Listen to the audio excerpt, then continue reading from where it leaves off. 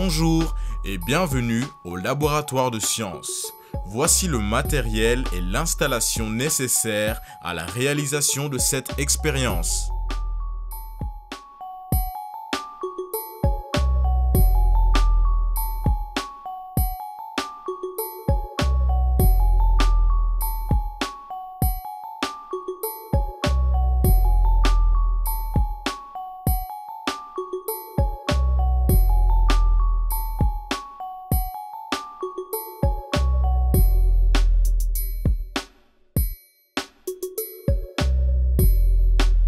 L'expérience consiste à enfermer une bougie sous un verre pour en éteindre la flamme. Une fois la flamme éteinte, on observe une montée du niveau d'eau à l'intérieur du verre. Pour rappel, les trois éléments qui permettent à une flamme de brûler, c'est le carburant, l'oxygène et la source de chaleur. Si une bougie s'éteint, c'est qu'il manque nécessairement l'un de ces trois éléments. Puisque nous avons retourné le verre au-dessus de la bougie, celle-ci n'a plus accès à l'oxygène. Attention, on ne peut pas dire que la bougie a consommé tout l'oxygène contenu dans le verre, c'est faux. Mais le verre empêche une entrée de l'oxygène dans l'environnement direct de la bougie. Concrètement, pour brûler, la bougie consomme de l'oxygène et de la cire, et elle produit du dioxyde de carbone et de la vapeur d'eau, de la lumière et de la chaleur.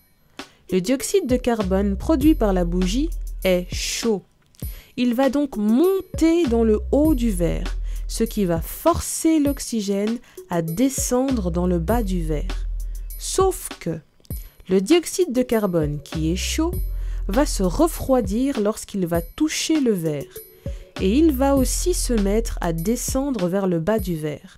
Cette descente du dioxyde de carbone vers le fond du verre va, par conséquent, empêcher l'arrivée de l'oxygène jusqu'à la bougie, et la bougie va donc s'éteindre. Essayons maintenant de comprendre pourquoi le niveau d'eau monte dans le verre. Lorsque l'on enferme une bougie allumée à l'intérieur d'un verre, l'air se trouvant autour de la bougie est chaud. En retournant le verre au-dessus de la bougie, l'air chaud va rentrer en contact avec le verre. Et l'air chaud va lui aussi se refroidir. Or, l'air froid va se contracter et va donc prendre moins de place dans le verre. D'un point de vue physique, la pression à l'intérieur du verre va diminuer, alors que la pression à l'extérieur du verre n'a pas changé. Cette différence de pression entre l'intérieur et l'extérieur du verre va faire monter le niveau d'eau à l'intérieur du verre. Pour aller encore plus loin dans le raisonnement, on peut considérer l'air comme étant un gaz parfait et appliquer dans ce cas la loi des gaz parfaits, qui dit que la pression multipliée par le volume est égale au nombre de moles multiplié par la constante des gaz parfaits et la température. PV est égal à nRT. Puisque la température autour de la bougie va globalement diminuer au cours de l'expérience, le volume de l'air va lui aussi diminuer et la pression à l'intérieur du verre va diminuer de la même manière. L'eau va donc entrer dans le verre pour pallier à cette diminution de volume.